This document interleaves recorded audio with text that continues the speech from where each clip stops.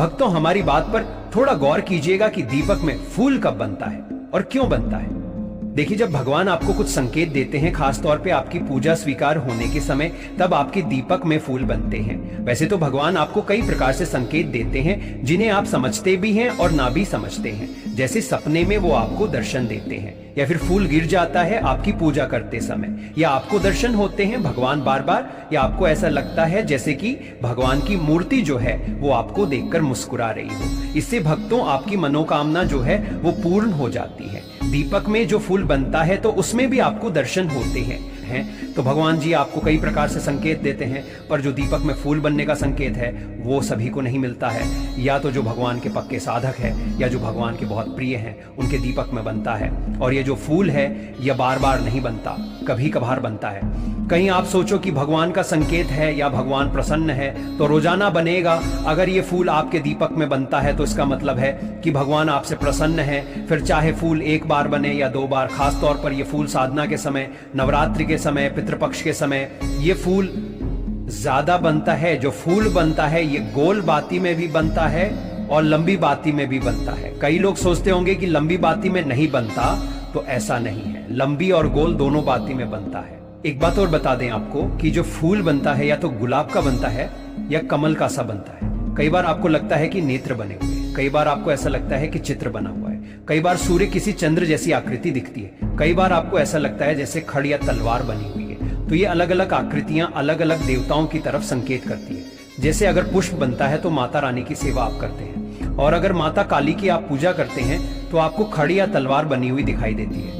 इस प्रकार से आकृतियां बनती हैं तो आपको खड़िया, ये जो दीपक होता है इसमें फूल जो बनता है वो बहुत महत्वपूर्ण इसलिए होता है क्योंकि आपकी पूजा से प्रसन्न होकर आपके घर भगवान आते हैं और आपके दीपक के माध्यम से संकेत देते हैं। दीपक अगर तीव्र गति से जलता है तो भी संकेत है कि भगवान आपसे प्रसन्न है। पर जब दीपक में फूल बनता है तो आपको ये 3 काम बहुत जल्दी शुरू कर देने चाहिए, क्योंकि इन 3 कामों को करने से भगवान जो आपकी चौखट पर आकर खड़े हैं वे घर में आकर विराजमान हो जाते हैं और स्थायी रूप से आपके घर में वास करते हैं। आपकी तमाम विपदाओं का निवारण करते हैं, आपकी इच्छाओं को पूर्ण करते हैं और हर प्रकार से आपको सुख समृद्धि प्रदान करते हैं। सबसे पहला काम हम आपको बता दें वो है कि अगर दीपक जलने में फूल बना है तो उस फूल को आपको जब तक दीपक जल रहा है तब तक नहीं तोड़ना है। जब दीपक शांत हो जाए तो उस फूल को तोड़ लीजिए, किसी चिमटी से आप तोड़ लीजिए और उसमें घी मिलाकर सिंदूर आप मिला सकते हैं।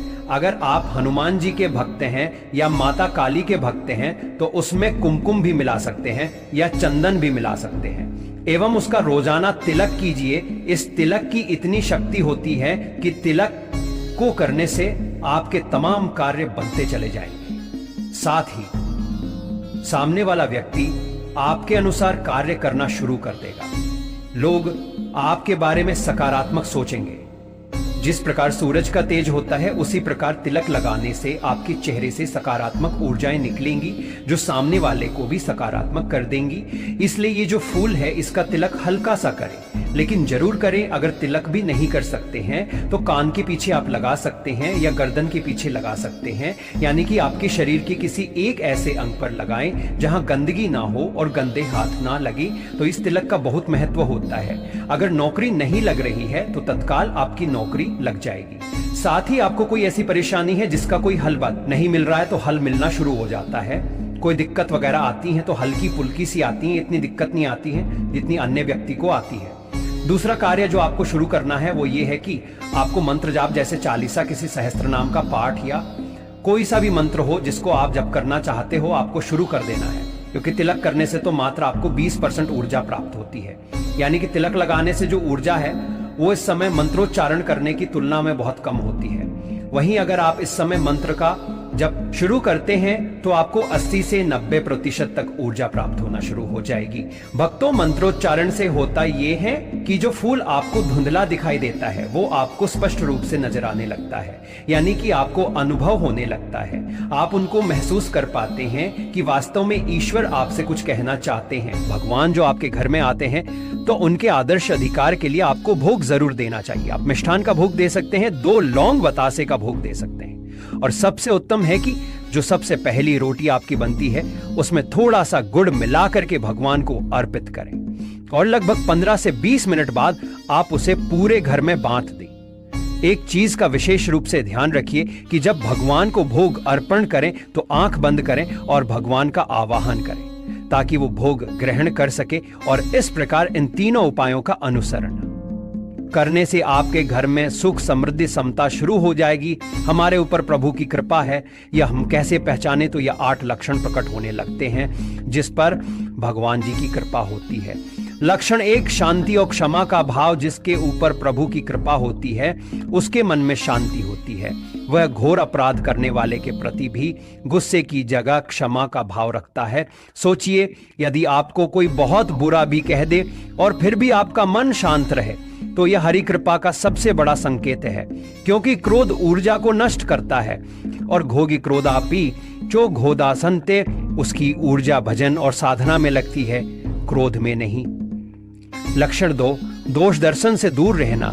अनुसय, हरि कृपा पाने वाला व्यक्ति कभी भी दूसरों के गुणों में दोष नहीं देखता। वह न तो किसी की निंदा करता है और न ही किसी के दोषों को सुनने में रुचि रखता है।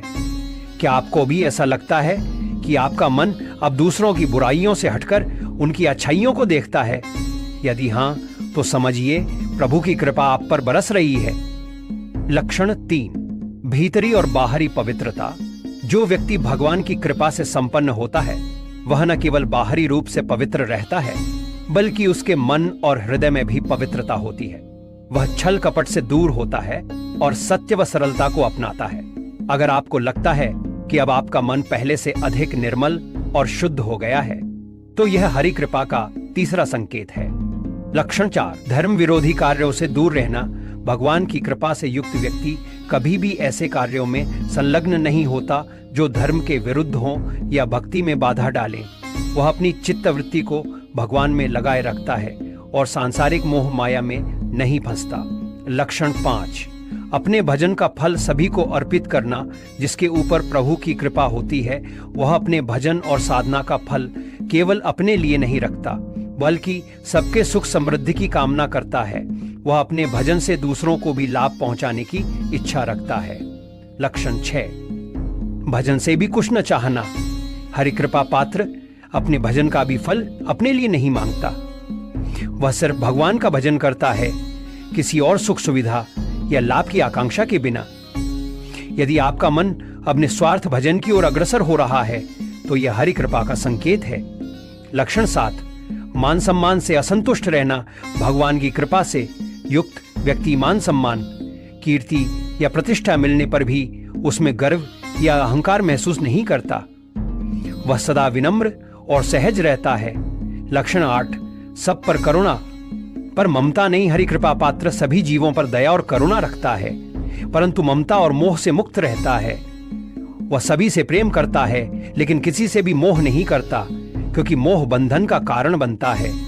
तो भक्तों, ये थे वे 8 दिव्य लक्षण जो यह दर्शाते हैं कि आप पर भगवान की कृपा बरस रही है। क्या आपको भी इनमें से कुछ लक्षण अपने जीवन में महसूस हो रहे हैं? तो समझिए प्रभु की कृपा आप पर बनी हुई है। अगर ये वीडियो आपको अच्छा लगा और आपको इससे कुछ सीखने को मिला तो इसे लाइक और शेयर जरूर करें ताकि और भी लोग भगवान की कृपा के इन लक्षणों को समझ सकें। चैनल को सब्सक्राइब करें और बेल आइकन को दबाएं ताकि आपको हमारी नई वीडियो की नोटिफिकेशन सबसे पहले मिल सके।